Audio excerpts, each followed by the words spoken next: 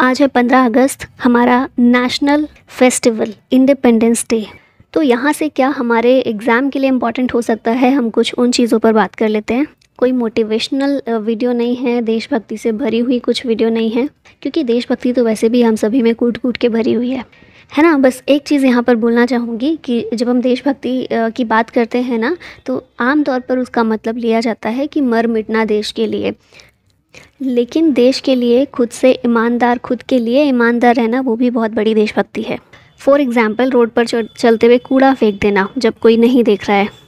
अगर उस मौके पर हम अपने आप को रोक पा रहे हैं वो उस जगह को गंदा करने से, ये सोचकर कि हम अपने शहर को गंदा कर रहे हैं या फिर देश को गंदा कर रहे हैं in a broad sense, so I think that is also a kind of deshbhakti. चलिए शुरू करते हैं इस टॉपिक को। तो सबसे पहले हम बात करेंगे इंडिपेंडेंस डे 2023, कुछ इसकी चीज़ें इंपॉर्टेंट। तो इंडिपेंडेंस डे पर हमारा जो फ्लैग है, हमारा तिरंगा है, वो कौन अनफर्ल्ड करता है? प्रधानमंत्री करते हैं लाल किला से, ठीक है, रेड फोर्ट से। तो पीएम ऑफ इंडिया इस समय कौन है? नरेंद्र मोदी हैं, जिनके द्वारा हमारे फ्लैग को होस्ट किया गया, ठीक है। अगर हम बात करें रिपब्लिक डे की, तो इसमें कौन करता है? हमारे झंडा तिरंगा जो है उसको कौन फहराता है? तो प्रेसिडेंट ऑफ इंडिया फहराते हैं। इस समय प्रेसिडेंट कौन है? द्रौपदी मुर्मू हैं। अब थोड़ी सी कन्फ्यूज़न होती है नेशनल एंथम और नेशनल सॉन्ग के बीच में। तो नेशनल एंथम की चीज़ें, नेशनल एंथम जो है, याद रखना है, ये रविंद्रनाथ टैगोर के द्वारा लिखा गया था। कौन सा है? जन गण मन। 1911 में रविंद्रनाथ टैगोर ने इसको लिखा था, ठीक है। इनकी बुक आनंद मठ जो है उससे ये लिया गया है। फिर हमारा नेशनल सॉन्ग कौन सा है? वंदे मातरम है। तो इसको किसने कंपोज किया था? बंकिम चंद्र चैटर्जी ने किया था 1870s में। तो वंदे मातरम पहले लिखा गया है रविंद्रनाथ टैगोर के द्वारा, जन गण मन जो है वो बाद में लिखा गया है, ठीक है। और जन गण मन एंथम है और वंदे मातरम हमारा नेशनल सॉन्ग है। नेक्स्ट बात करें, जन गण मन जो हमारा नेशनल एंथम है, कितना टाइम लगता है इसको पूरा कंप्लीट होने में? तो 52 सेकेंड्स में ये सॉन्ग पूरा कंप्लीट होता है। नेशनल सॉन्ग तो पता ही है, वंदे मातरम है। फिर भारत के अलावा 5 ऐसी और कंट्रीज़ हैं जो 15 अगस्त को ही अपना इंडिपेंडेंस डे सेलिब्रेट करती हैं। कौन सी कंट्रीज़ हैं? Republic of Congo, South Korea, North Korea, Liechtenstein और बहरीन। ये 5 कंट्रीज़ हैं जो कि इंडिपेंडेंस डे के रूप में सेलिब्रेट करती हैं 15 अगस्त को, और भारत तो है ही। नेक्स्ट कुछ की हाइलाइट्स देखते हैं जो पीएम मोदी ने अपनी स्पीच में जिन चीज़ों के बारे में बात की है। तो क्या होता है ना, झंडा फहराने के बाद हमारे प्रधानमंत्री देश को संबोधित करते हैं ना, एड्रेस करते हैं। तो उस एड्रेस में, उस स्पीच में उन्होंने कुछ इंपॉर्टेंट चीज़ें मेंशन की हैं जो जान लेते हैं फॉर जनरल नॉलेज, ठीक है, क्योंकि बहुत बड़ा दिन है देश के लिए, तो ये चीज़ें तो कॉमन पता होनी चाहिए कि प्रधानमंत्री ने भाषण में किन किन चीज़ों के बारे में बात की है। पहला, वुमेन लेड डेवलपमेंट, जिसमें मेंशन किया गया कि देश में 1000 वुमेन SHGs को एम्पावर किया गया। SHGs क्या हैं? सेल्फ हेल्प ग्रुप्स हैं। फिर पहले शुरू किया गया था बैंक वाली दीदी, दवाई वाली दीदी, इसी तरह से लखपति दीदी भी स्टार्ट किया गया हमारी सरकार के द्वारा, और उस पर काम चल रहा है। इन चीज़ों के बारे में हमारे जो प्रधानमंत्री उन्होंने मेंशन किया। दूसरी चीज़ है रीजनल लैंग्वेज एम्पावरमेंट। तो इसमें उन्होंने सुप्रीम कोर्ट के कंट्रीब्यूशन को मेंशन किया कि कैसे सुप्रीम कोर्ट ने प्रोवाइड किया है the operative documents in regional languages, ठीक है। और सरकार और भी काम कर रही है रीजनल लैंग्वेजेस के ऊपर, तो उन सभी चीज़ों के बारे में भी यहाँ पर बात की गई। नेक्स्ट है डेवलप्ड इंडिया बाय 2047, 2047 जो होगा हमारा 100th एनिवर्सरी होगी इंडिपेंडेंस इंडिया की। तो सरकार का ये उद्देश्य है, ये लक्ष्य है कि वो जो 100th एनिवर्सरी हम सेलिब्रेट करेंगे, तब तक भारत एक डेवलप्ड नेशन बन चुका होगा। अभी हम डेवलपिंग कंट्रीज़ हैं, विकासशील देश हैं, और जो हमें विकसित देश बनाना है 2047 तक, ठीक है। और 3 ऑब्स्टिकल्स की बात की इसमें प्रधानमंत्री ने। ये ऑब्स्टिकल्स करप्शन, फेमिनिज्म और अपीजमेंट, ये 3 ऑब्स्टिकल्स हैं जिनको ख़त्म करके हमें डेवलप नेशन बनना है, ऐसा प्रधानमंत्री के द्वारा बोला गया। नेक्स्ट उन्होंने बात की रिफॉर्म, परफॉर्म एंड ट्रांसफॉर्म की। तो ये 3 तरह के फॉर्म की बात की गई है कि हमें रिफॉर्म करनी है चीज़ों में, परफॉर्म करना है, ट्रांसफॉर्म करना है देश को। फिर विश्वकर्मा स्कीम की बात की है, और बेसिकली इसको अनाउंस किया है ताकि ट्रेडिशनल स्किल्स वाले जो लोग हैं उनको बेनिफिट प्रोवाइड किया जा सके, जैसे कि लेबरर्स होते हैं या स्मॉल स्केल ज्वेलरी मेकर्स होते हैं, इन लोगों को बेनिफिट प्रोवाइड करने के लिए विश्वकर्मा स्कीम, इसकी बात की गई है। इसमें इनिशियल एलोकेशन कितना बोला गया है? 13,000 से 15,000 करोड़ तक इनिशियल एलोकेशन इस स्कीम के लिए दिया जाएगा। और फिर न्यू स्टार्टअप यूनिकॉर्न की बात की कि इंडिया जो है अब नया न्यू स्टार्टअप यूनिकॉर्न बन गया है। भारत में अराउंड 8 करोड़ नए स्टार्टअप्स रजिस्टर हुए हैं, जो कि एक बहुत बड़ी बात है और बहुत अच्छी बात है। ठीक है, तो ये कुछ की हाईलाइट्स थी जिनके बारे में हमारे प्रधानमंत्री ने बात की है। इसके अलावा मणिपुर का जो मुद्दा है उस पर भी उनके द्वारा बात की गई और बोला गया कि उसको कोशिश की जाएगी जितनी जल्दी वहाँ पर शांति इस्टेब्लिश की जा सके, और यही सब है। अब आते हैं क्वेश्चंस पर। तो पहला क्वेश्चन है, what is the theme for 77 years of independence day celebrations. तो इसकी थीम रखी गई है नेशन फर्स्ट ऑलवेज फर्स्ट। ठीक है, बाकी आपको ये याद रखना है 77th इंडिपेंडेंस डे हमने अपना सेलिब्रेट किया और एनिवर्सरी कौन सी थी, 76th। ठीक है, क्योंकि पहली एनिवर्सरी हमने 1948 में सेलिब्रेट की, 47 में आज़ादी मिली, 48 में 1 साल बाद हमने एनिवर्सरी सेलिब्रेट की। तो एनिवर्सरी इस साल 76th है और कौन सा इंडिपेंडेंस डे है, 77th है। ठीक है, नेक्स्ट क्वेश्चन है, who designed the national flag of India. Bharat का नेशनल फ्लैग जो है वो किसने डिज़ाइन किया। तो ये हैं Pingali Venkaiah, option A correct है। इन्होंने 1921 में पहली बार महात्मा गांधी को हमारा जो नेशनल फ्लैग है इसको प्रेजेंट किया था।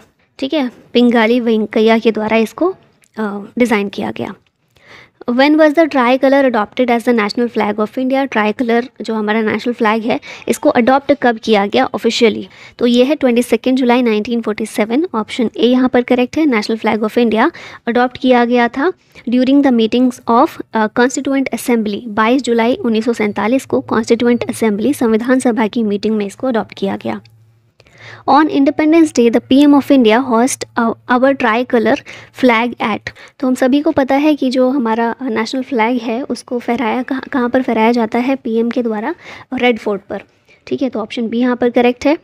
15 अगस्त 1947 हम आज़ाद हुए थे ब्रिटिशर्स के रूल से और पहले प्राइम मिनिस्टर इंडिपेंडेंट इंडिया के बने थे जवाहरलाल नेहरू, और उनके द्वारा रेड फोर्ट लाल किले पर जो झंडा है उसको फहराया गया था, तिरंगे को फहराया गया था और तभी से वहीं पर प्रधानमंत्री के द्वारा फहराया जाता है। Who was designated as the first PM of independent India. तो बताने की ज़रूरत ही नहीं है, जवाहरलाल नेहरू आंसर होगा इसका। और इनकी एक स्पीच है जो बहुत ज़्यादा इम्पॉर्टेंट थी, जो 14 अगस्त 1947 को, क्योंकि हमें आज़ादी ना मिडनाइट मिली थी। ठीक है, 14-15 अगस्त के बीच में कह सकते हैं, आधी रात को। ठीक है, तो पाकिस्तान अपना इंडिपेंडेंस डे 14 अगस्त को सेलिब्रेट करता है और हम 15 अगस्त को, और क्योंकि दोनों का उस समय पर डिवीज़न भी हुआ था, है ना, बंटवारा हुआ था। तो मिडनाइट में जो हमें आज़ादी मिली थी उस वक्त पर जवाहरलाल नेहरू के द्वारा एक इंग्लिश में स्पीच दी गई थी, और वो स्पीच NCERTs आप पढ़े होंगे तो उसमें भी आपने देखा होगा, ट्रिस्ट विद डेस्टिनी के नाम से मेंशन की गई है NCERTs में भी। तो ये इनकी स्पीच बहुत ज़्यादा इम्पॉर्टेंट है, फेमस है, तो इसको भी याद रखिएगा। Why was August 15, 1947 chosen for India's independence. इसको इसलिए चुना गया था लॉर्ड माउंटबेटन के द्वारा क्योंकि 15 अगस्त का दिन ऐसा दिन था कि वर्ल्ड वॉर सेकेंड में जापान ने सरेंडर किया था। ठीक है, 15 अगस्त के दिन ही, तो उसकी एनिवर्सरी के तौर पर भी इसको देखा जा रहा है क्योंकि जापान ने सरेंडर किया था। और किसके अगेंस्ट सरेंडर किया था, तो USA UK ये कंट्रीज़ थी ना, इनके अगेंस्ट था जापान और उसने सरेंडर किया। तो एक बहुत बड़ी विक्ट्री टाइप थी, तो इसीलिए इसकी एनिवर्सरी पर ही इसको इंडिया को आज़ादी दी गई, एक लकी डेट की तरह इसको माना जा रहा था। ठीक है, लॉर्ड माउंटबेटन के द्वारा, तो इसीलिए फिर ये दिन चूज़ किया गया था। Who among the following was the PM of Britain eight the time of independence. आज़ादी के समय पर क्लेमेंट एटली जो हैं वो ब्रिटेन के प्रधानमंत्री थे। 1945 से 55 तक ये पीएम रहे थे ब्रिटेन के। फिर यहाँ पर माउंटबेटन की बात कर लेते हैं। तो ये पहला गवर्नर जनरल बना था भारत का आज़ादी के बाद। ठीक है, जैसे इंडिया और पाकिस्तान दोनों का बंटवारा हुआ, फिर ये बोला गया कि गवर्नर जनरल का पद अभी नहीं हटाया जाएगा, जब संविधान दोनों देशों में लागू हो जाएगा तो उसके बाद गवर्नर जनरल का पद अगर कंट्रीज़ रखना चाहें तो रखें, हटाना चाहें तो हटाएं, लेकिन जब तक संविधान नहीं है तब तक गवर्नर जनरल रहेगा। अब ये छोड़ दिया गया था इंडिया और पाकिस्तान पर ही कि आप चाहें तो माउंटबेटन को ही रख लें, क्योंकि आज़ादी के समय पर यही था गवर्नर जनरल, तो चाहें तो इसी को रख लें या जिसको भी चाहें उसको बना लें। तो पाकिस्तान ने तो माउंटबेटन को नहीं रखा था, मोहम्मद अली जिन्ना वो थे पहले गवर्नर जनरल पाकिस्तान के, लेकिन इंडिया ने एक फ्रेंडली बोल सकते हैं फ्रेंडली नेचर की तरह या फ्रेंडली रिश्ते आगे भी बनाए रखने के लिए माउंटबेटन को ही गवर्नर जनरल भारत का रहने दिया था, आज़ाद भारत का। ठीक है, तो 1948 तक आज़ाद भारत का पहला गवर्नर जनरल कौन रहा था? माउंटबेटन रहा था।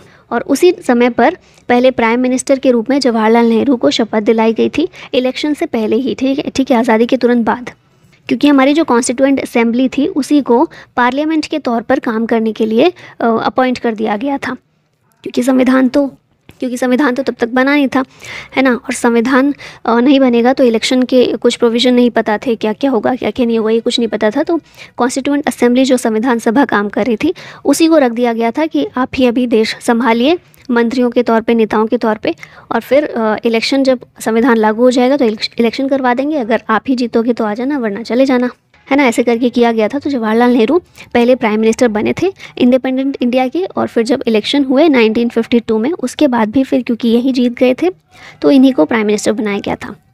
ठीक है, नेक्स्ट क्वेश्चन है, which of the following plans was known as the partition plan. Partition plan किसको जाना जाता है, किसको बोला जाता है? तो ये माउंटबेटन प्लान जो था इसी को पार्टीशन प्लान के नाम से भी जानते हैं, जिसे कांग्रेस और मुस्लिम लीग दोनों ने ही एक्सेप्ट कर लिया था। इससे पहले भी जैसे क्रिप्स मिशन आया था, कैबिनेट मिशन आया था, इस तरह के मिशंस आए थे, लेकिन कुछ उनमें प्रॉब्लम्स आ गई थी। कभी लीग ने एक्सेप्ट नहीं किया, कभी कांग्रेस ने एक्सेप्ट नहीं किया, ऐसा हुआ था। लास्टली जो आया माउंटबेटन प्लान, उसको फिर सब ने एक्सेप्ट कर लिया था और उसी के अकॉर्डिंग पार्टीशन हो गया देश का। Who among the following did not participate in official events of Indian Independence Day 1947? तो जो हमारे महात्मा गांधी थे उन्होंने इंडिपेंडेंस इंडिया जो हमारे आज़ादी जिस दिन मिली थी 1947 में, उसके ऑफिशियल इवेंट में इन्होंने पार्टिसिपेट नहीं किया था। क्यों नहीं किया था? क्योंकि ये पार्टीशन से खुश नहीं थे और ये नहीं चाहते थे कि पार्टीशन हो देश का। साथ में राइट्स भी चल रहे थे देश में, दंगे फसाद भी बहुत ज़्यादा हो रहे थे। तो उसके लिए भी ताकि पीस को, शांति को एनकरेज कर सके, कैलकाटा में 24 घंटे का फास्ट इन्होंने किया था। ठीक है, उस समय दिल्ली में नहीं थे, कलकत्ता में थे ये, और कलकत्ता में 24 घंटे के फास्ट पर थे ताकि लोगों को थोड़ा सा एनकरेज कर सके कि शांति रहे, देश में बनी रहे। ठीक है, तो इंडिपेंडेंस को सेलिब्रेट करने की बजाय पार्टीशन जो है उसके लिए दुखी थे बहुत ज़्यादा। ठीक है, तो महात्मा गांधी ने इसमें पार्टिसिपेट नहीं किया था ऑफिशियल इवेंट में। Who was the president of Congress at the time of independence? India Congress के प्रेसिडेंट उस समय थे JP Kripalani. JP Kripalani was the president of INC in 1947। इनसे पहले जवाहरलाल नेहरू 1946 में कांग्रेस के प्रेसिडेंट थे। ठीक है, कृपलानी के बाद पट्टाभी सीतारमैया 1948 और 1949 में रहे, क्योंकि क्वेश्चन पूछा गया है कि आज़ादी के समय कौन थे, तो जेपी कृपलानी थे। इनके बाद पट्टाभी सीतारमैया थे 1948-49 में, और फिर 1950 में पुरुषोत्तम दास टंडन ये प्रेसिडेंट थे आईएनसी के। आफ्टर दैट 1951 में जवाहरलाल नेहरू प्रेसिडेंट बने थे आईएनसी के। ठीक है, तो ये बाद का क्योंकि बहुत कम मेंशन किया होता है तो ये कुछ नाम आप याद रख सकते हैं, इंपॉर्टेंट है। अब ये लास्ट में क्वेश्चन है आप लोगों के लिए, जिसका आंसर आपको करना है। Who was the chief guest at the Republic day 2023 parade? ये हम बात कर रहे हैं रिपब्लिक डे की। ठीक है, 26 जनवरी पर कौन थे हमारे चीफ गेस्ट? जो बाइडन, जेयर बोल्सोनारो, अब्दुल फतेह अल सीसी या फिर ऋषि सुनाक? आंसर कीजिएगा कमेंट बॉक्स में। और इसी के साथ वीडियो का होता है and. Thank you so much for watching. जय हिंद, जय भारत।